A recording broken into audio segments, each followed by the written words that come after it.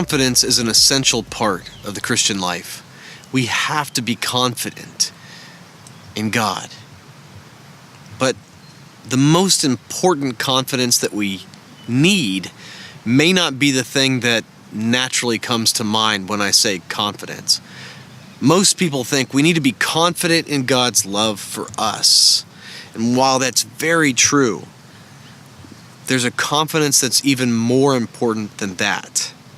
And it makes a huge difference. After Peter had denied Jesus 3 times, Jesus asked him 3 questions. They were the same question asked a little bit different way each time. Do you love me? Peter, do you love me? Feed my sheep. Do you love me? Then feed my sheep. Peter, do you love me? Every time Peter had said yes until the last time. The last time Peter said, Jesus, you know everything. You absolutely know that I love you. I can't hide anything from you. You see inside people's hearts. You know that I can't hide that from you. You know that I love you. How did Peter make such a bold statement? Peter wasn't confident in Jesus' love for him. He was confident in his love for Jesus, confident enough to tell the one that he knew that he couldn't lie to, that he loved him. Where did he get that confidence from?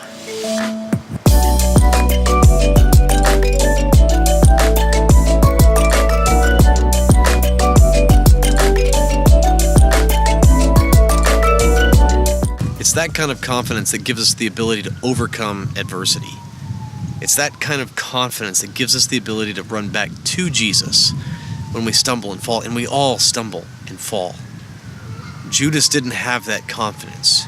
Judas probably had confidence that Jesus loved him, maybe. But he definitely didn't have the confidence that he loved Jesus. Peter knew. Peter absolutely knew that he loved Jesus. We've got to have that. That kind of confidence will change us forever.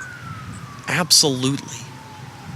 And there's a way to have that kind of confidence. There's a way that we can know for sure that we love Jesus. I'm loving the springtime, but it's so windy out here. I don't think that the microphone can take this.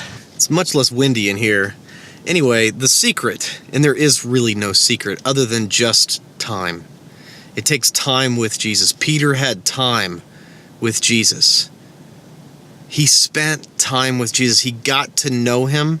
And in that relationship, he developed that confidence. And yes, Judas spent the same amount of time. So it's not just the amount of time, but it's where your heart goes during that time.